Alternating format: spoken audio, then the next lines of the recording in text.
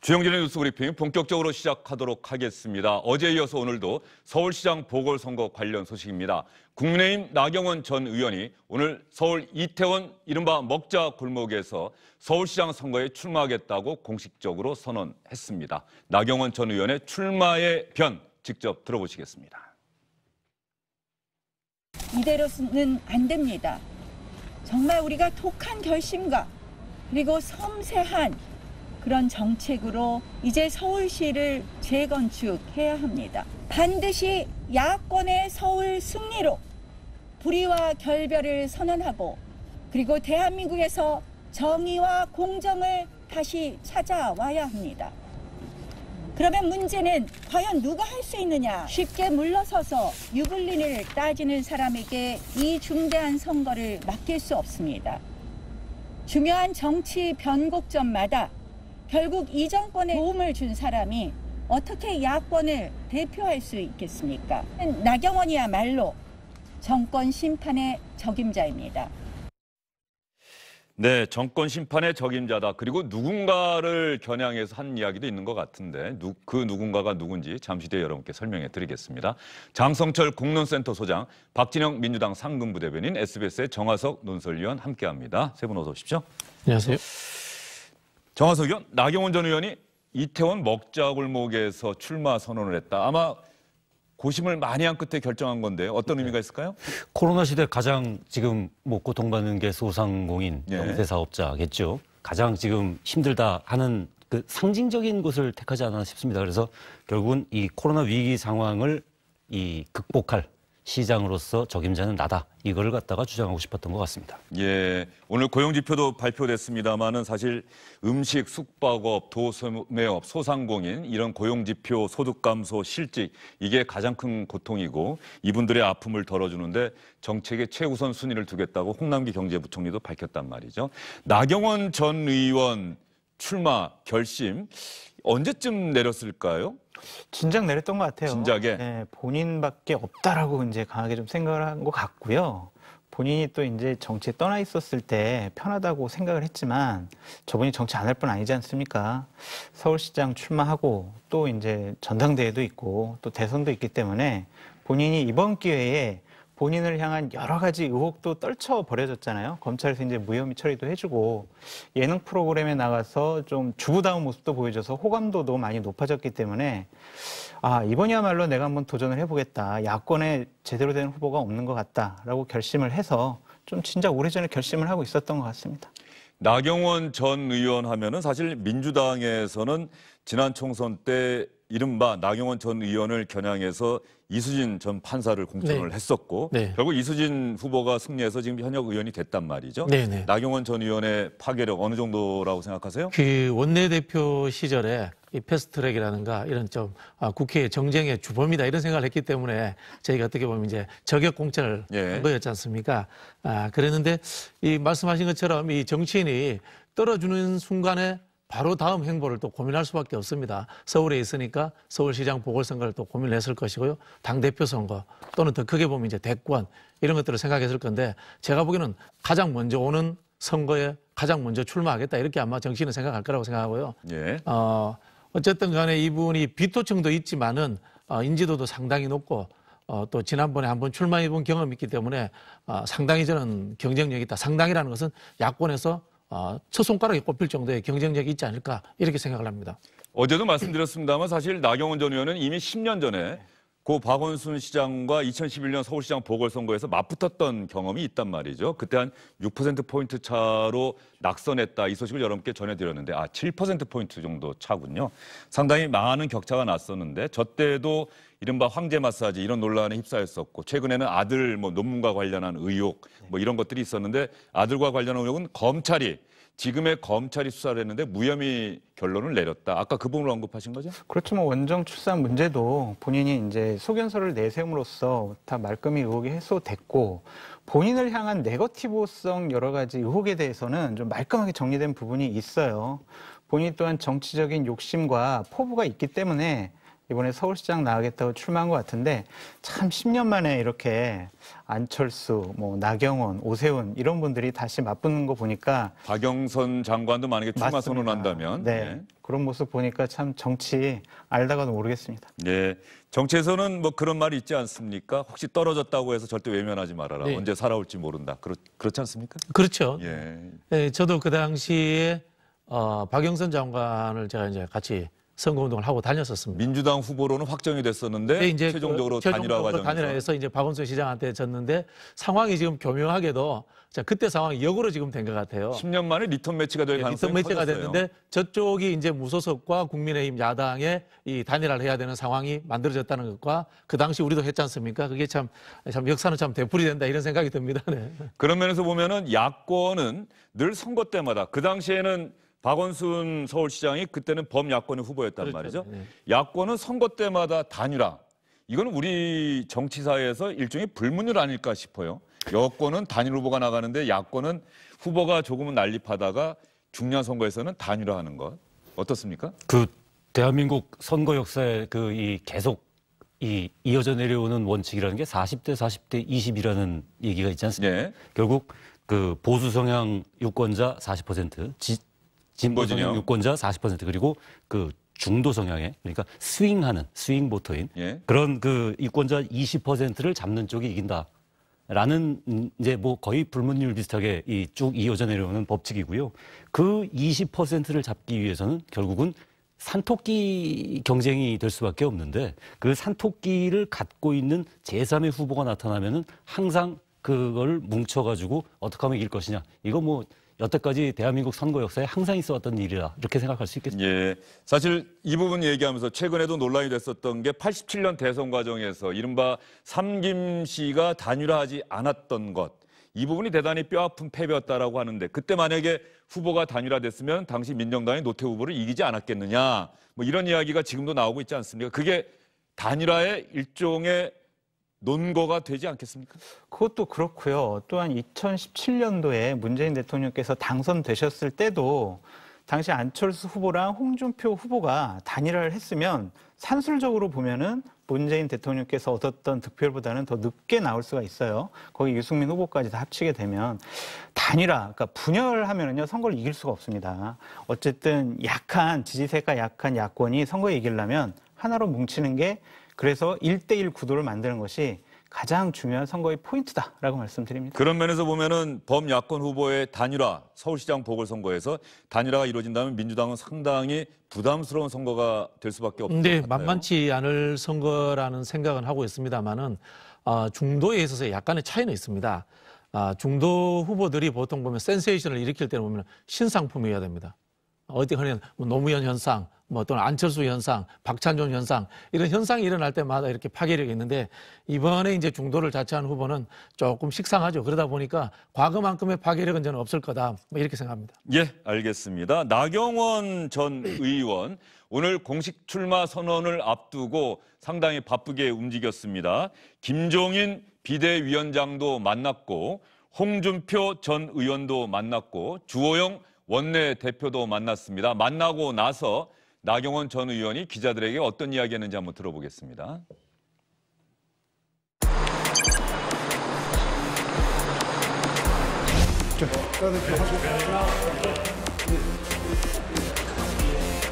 (10년) 전에 서울시장 선거 당대표를 맡고 계시던 분이 홍준표 대표셨고 시에 우리 당이 정말 어려운 상황일 때 저에게 출마를 거의 강권하셨었기 때문에 그런저런 말씀을 나눴고요. 출마 결심을 잘했다.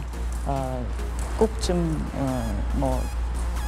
열심히 해서 당선해라 하는 그런 덕담을 해주셨습니다.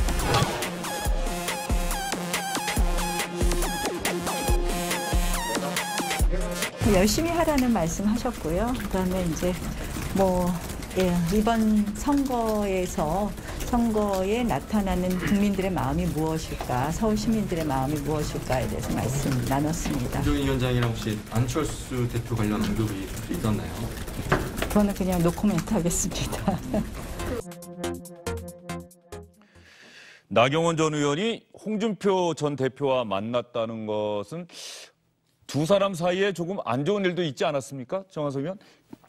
2011년 보궐선거 때는 홍준표 당시 대표가 출마를 해봐라, 가능성이 있다. 그래서 나갔었는데 그 이후에 지난 대선 과정이나 이럴 때는 나경원 전 의원 향해서 홍준표 대표가 상당히 안 좋은 이야기도 많이 했었단 말이죠. 그렇죠. 뭐 인신공격에 가까운 그 폄하 발언도 했었고요.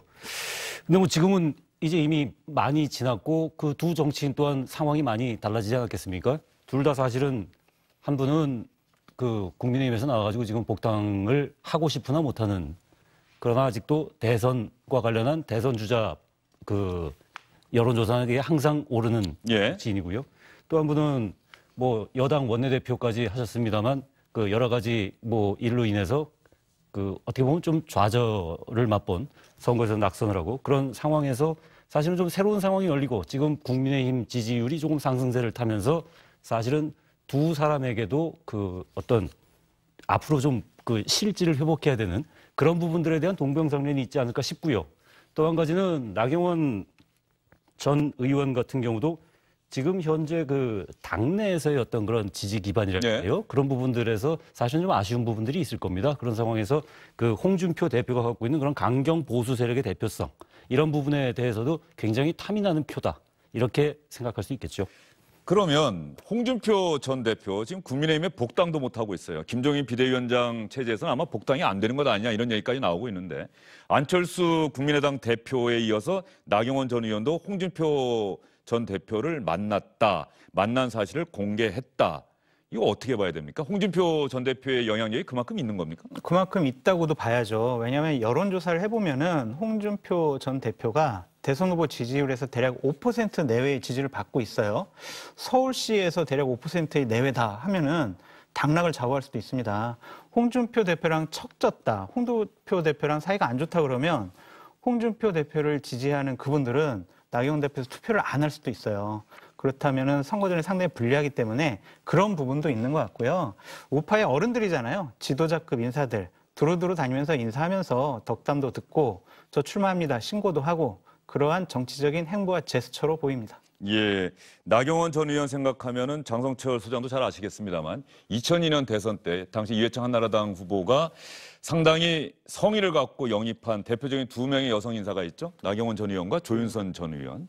조윤선 전 의원은 박근혜 정부 때 잘 나가다가 이제 또 영어의 몸도 됐었고 국정농단 사건과 연루돼서 말이죠. 나경원 전 의원은 오히려 친 이명박계 이렇게 좀 분류가 됐었습니까? 어떻습니까? 그렇죠. 그 당시에는 친이 쪽에서 활동을 했다라고 이제 저희들은 평가를 했었죠. 저는 이제 친박 쪽에 있었는데, 그랬는데 이제 그게 역설적으로 박근혜 대통령 그 통치 기간이 지난 다음에는 나경원 대표가 다시 배지도 달고 그리고 이제 원내대표까지 하면서 정치적으로 좀 승승장구하는 거 아니냐라는 것이었는데, 작년에 좀 낙선을 해서 어려움에 처했다라고 평가를 받는데 여러 가지로 지금 분위기는 괜찮은 것 같아요. 그렇기 때문에 좀 정치적으로 본인이 꿈꾸는 것을 펼칠 기회가 왔다라고 보여집니다. 저희가 잠시 뒤에 우상호 의원 이야기는 하겠습니다만 아까 참 10년 만에 리턴 매치 이렇게 이야기하면 우상호 의원은 좀 기분 나빠할 수 있겠어요. 10년 전에는 나는 없었는데. 박영선 중소벤처기업부 장관도 출마하는 거죠? 한다고 봐야 안 되겠습니까? 예. 뭐 며칠 전에 보니까 예능 프로그램에도 출연을 하셨던 나경원 전 의원이 출연했던 같은 프로. 예, 같은 프로그램인데 어쨌든 이제 국민들과의 친밀도를 높이고자 하는 뭐 작업으로 볼 수 있는데요. 현직 장관이기 때문에 이 코로나 경제 위기, 특히 이제 중기부 장관이면은 거의 주무장관이나 다름없습니다. 그러다 보니까 이 3차 재난 문제라든가 성과를 내야 되겠다라는 그 시기적인 문제가 저는 있는 것 같고요. 두 번째로는 어쨌든 간에 지금 당의 지지도가, 민주당의 지지도가 떨어지니까 민주당을 위해서 내가 불려 나온다라는 희생의 의미도 저는 좀 바라고 있는 것 같고요. 그건 우상호 의원도 이 자리에 나와서 이야기했습니다만 이번 선거가 결코 쉽지 않은 선거가 그렇죠, 될 그렇죠. 것이다. 예, 그리고 또 어쨌든 간에 우상호 의원이라는 당내 경쟁자 또는 김진애 의원이 뭐 같은 당은 아닙니다만 같은 여권 내에 있으니까 이런 분들의 이 비판이라든가 이런 것들도 천천히 받겠다, 이런 취지가 아닌가 생각이 듭니다. 예, 이제 열린민주당도 같은 여권이라고 표현을 하시네요. 그렇죠. 네. 네, 알겠습니다. 자, 나경원 전 의원도 출마 선언을 했는데 아까 나경원 전 의원이 출마 이야기하면서 누군가에게는 이런 자리를 맡길 수가 없습니다, 이렇게 이야기를 하지 않았습니까? 이게 누구를 이야기한 겁니까? 혹시 국민의당 안철수 대표 이야기한 겁니까? 라고 기자들이 물었더니 나경원 전 의원은 어떻게 대답했을까요? 또 이 이야기를 전해들은 안철수 대표는 어떤 이야기를 했을까요? 말씀 중에 쉽게 물러서고 선거에 유불리를 따진 사람은 안 된다고 하셨는데 안철수 대표를 겨냥하고 그 원고에서 있는 건 알아서 해석해 주십시오. 나경원 후보가 대통령에 대해서 쉽게 물러서고 유불리 따지는 사람, 현 정권에 도움 준 사람 이렇게 비판했거든요. 어떤 입장이신가요? 우리 상대는 여권 후보입니다. 그것만 말씀드리고 싶습니다.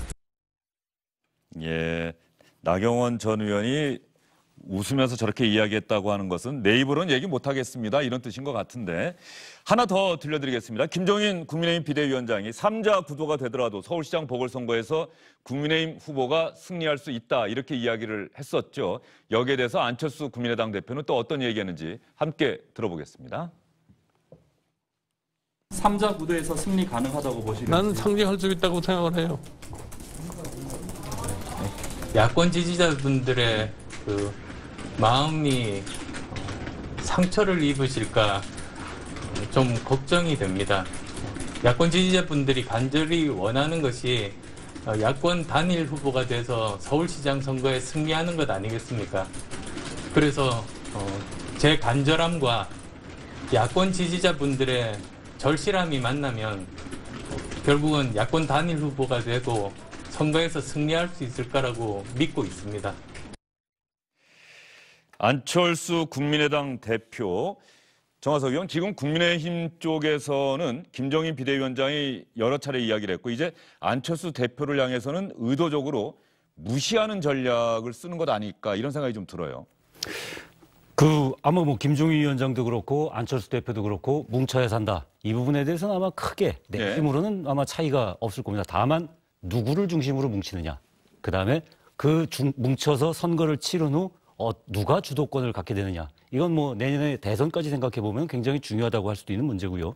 그다음에 김종인 위원장 같은 경우 이제 이번 보궐선거를 끝으로 물러난다고 이 공언을 해놓은 상태이기 때문에 사실 보궐선거가 자신으로 따지면은 마지막 성적표 아니겠습니까? 예. 지난 1년간에 이 부분에서 사실은 그 성적표를 안철수 대표라는 시험 문제로 받는다? 별로 김종인 위원장 개인으로서는 별로 좋지 않을 것 같긴 해요. 김종인 위원장이 이번 서울시장, 부산시장 보궐선거 끝나고 나서 만에 하나 국민의힘이 원하는 성과를 거둔다면 본인은 자신의 입으로는 이번 보궐선거가 내 마지막이다라고 이야기를 하는데 혹시 내년 대선까지 김종인 위원장 체제가 갈 가능성 있습니까? 없습니까? 저는 없다고 봐요. 전당대회 바로 열까요? 열릴 것 같아요. 승리하더라도? 네, 왜냐하면은 김종인 비대위원장을 지지하는 그룹분들이 조직화가 돼 있지 않아요. 선거에 이겨서 위기 관리를 잘했어. 그럼 다음번 대선 때까지 당을 안정적으로 관리할 분은 중립적으로 관리할 분은 김종인 위원장밖에 없어. 라는 분위기와 흐름은 있습니다. 그런데 정통성 있는 지도부를 내세워서 우리가 본격적으로 대선을 준비하자라는 흐름이 더 강해요. 그리고 김종인 비대위원장이 나가야 본인이 당대표에 도전할 수 있는 기회가 있는 중진 의원분들이 그 분들을 또 따르는 의원분들이 김종인 체제 어쨌든 잘하고 열심히 했다. 하지만 새로운 지도체제 꾸리자라고 분위기를 잡아가는 것 같습니다. 선거에 이기더라도 쉽지 않은 길이다라고 말씀드립니다. 국민의힘 쪽 이야기 해봤으니까 오늘 기사 나온 것 중에 하나 제가 좀 여쭤볼게요. 네. 오늘도 한 여론조사 결과가 나왔는데 여전히 뭐 이재명 지사, 이낙연 대표, 윤석열 검찰총장이 대선 주자 지지도에서 1, 2, 3위를 차지하고 있다. 그런데 이낙연 대표 지지율은 좀 떨어지는 것 같고 네. 이재명 지사와 윤석열 검찰총장의 지지율이 엇비슷하게 네네. 나오고 있는데 호남 지역에서 민영배 의원인가요? 네네. 이재명 지사 지지를 선언했다. 이런 이야기가 나오던데 그게 혹시 지금 호남권의 분위기에 이낙연 대표가 호남권의 지지는 탄탄하게 받고 있다라고 하는 기존의 관측과는 좀 다른 흐름이 좀 조성되고 있는 거죠. 우리가 이제 호남이라고 이야기합니다만은 광주를 또 특별히 또 핵심적으로 광주, 예. 이야기를 하는데요.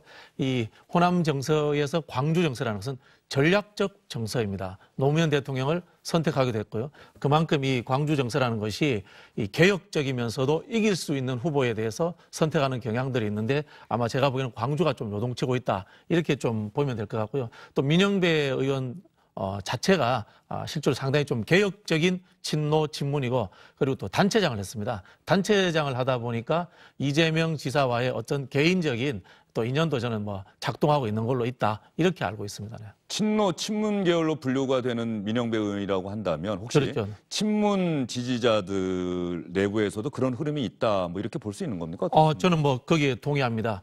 민주당 후보가 이렇게 되기 위해서는 친노 친문이면서도 한편으로는 성향적으로 좀 개혁적인 후보가 유리합니다. 그런 지점에서 이낙연 대표가 조금 이 실기한 측면도 있지 않나. 지난번에 사면 논란에서부터. 사면 논란이 어쨌든 이낙연 대표의 지지율 하락에 영향을 미쳤다고 영향을 보십니까? 미쳤다고 보고 있고요. 그렇기 때문에 지금 이낙연 지사가 오히려 4차 재난지원금 문제라든가 이재명 지사. 아니죠. 이낙연 대표께서 4차 재난지원금 이야기를 하고 있고 이익공유제라든가 좀 더 진보적이고 개혁적인 어젠더를 일부러 꺼내는 것이 아닌가 이렇게 추측돼 봅니다. 네. 알겠습니다. 여론조사는 뭐 계속해서 변동이 있을 수 있는 만큼 다음 또 조사 결과가 나오면 그때 또 질문을 드리도록 하겠습니다. 지금 민주당은 아직 출마 선언한 후보들이 많지가 않아서 저희가 상대적으로 국민의힘 쪽 또 국민의당 안철수 대표 이야기를 서울시장 보궐선거 때 많이 해드리고 있는데 우상호 의원은 현재 유일하게 여권에서 여당에서 출마 선언을 한 의원입니다. 우상호 의원은 오늘도 부동산 정책을 발표하면서 서울시장 후보로서의 행보를 계속했습니다.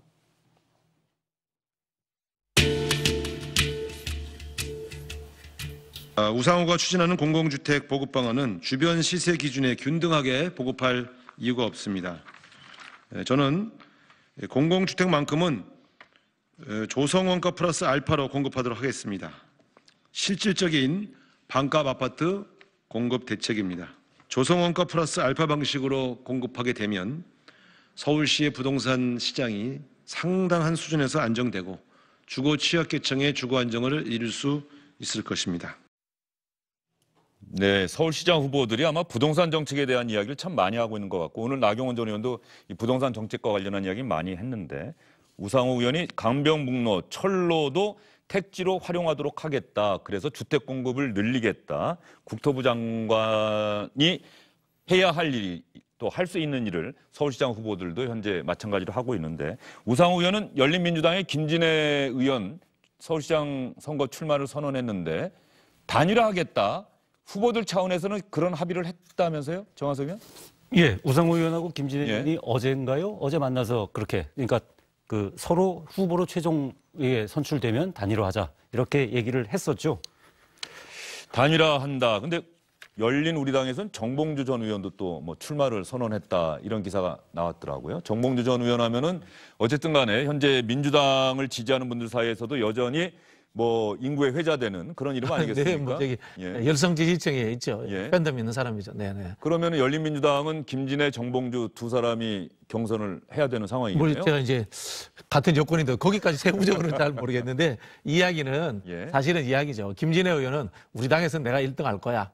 우상호 의원님은 우리 당에서 내가 1등 할 거야. 이야기를 하시는 거죠. 왜냐하면은 여권이라도 단일화하는 것은 정당끼리 하는 거지 후보끼리 하는 게 아니지 않습니까?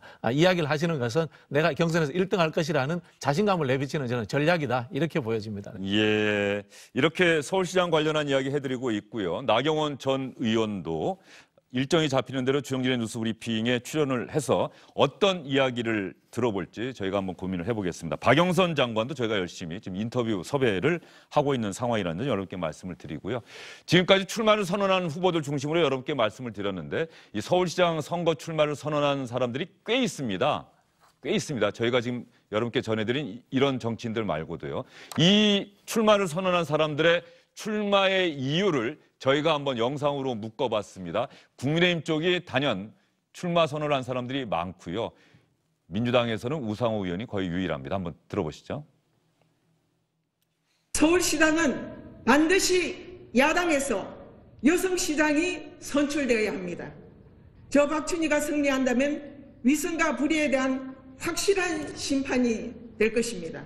그동안 서울시장 자리는 대권용 디딤돌처럼 인식되어서 서울시장은 자기 브랜드 만들기와 집권 기반 다지기에 치중하느라 제1순위로 챙겨야 할 서울 시민의 삶은 뒷전이었습니다. 지금 우리 서울 시민에게 필요한 것은 알려진 이름값이 아닙니다.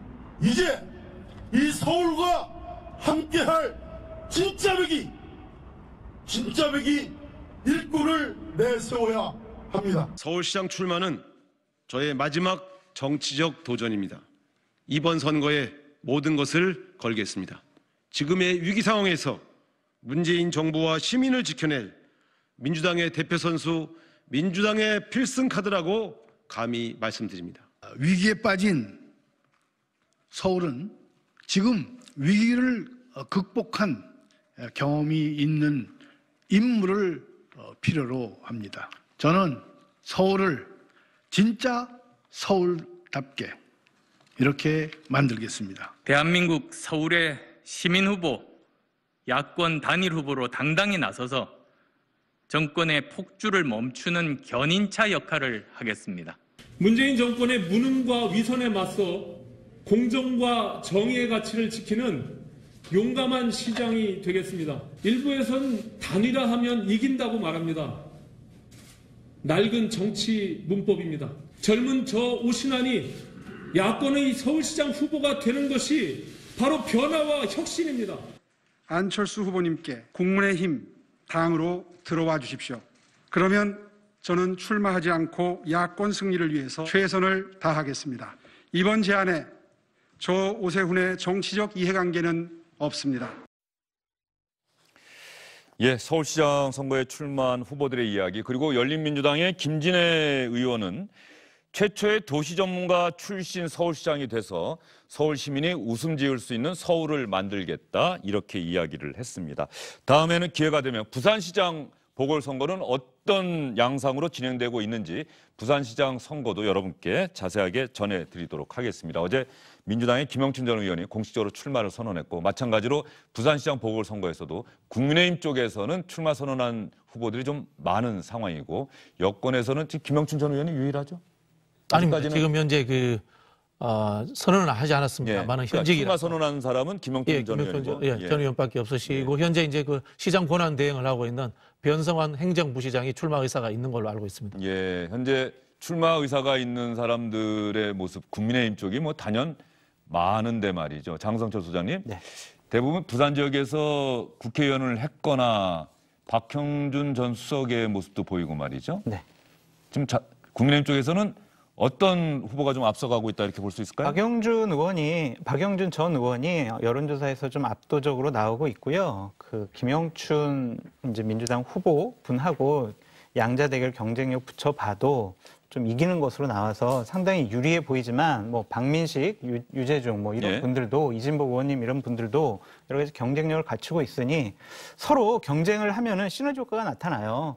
부산 아무리 국민의힘에 유리한 지역이라고 해도 투표율이 낮을 것이고요. 그다음에 문재인 대통령을 지지하는 그룹분들이 아주 조직력이 아주 탄탄하거든요. 그렇기 때문에 쉽지 않은 선거가 될 것이다라고 말씀드립니다. 알겠습니다. 보궐선거 관련 소식은 일단 여기까지 전해드리고요.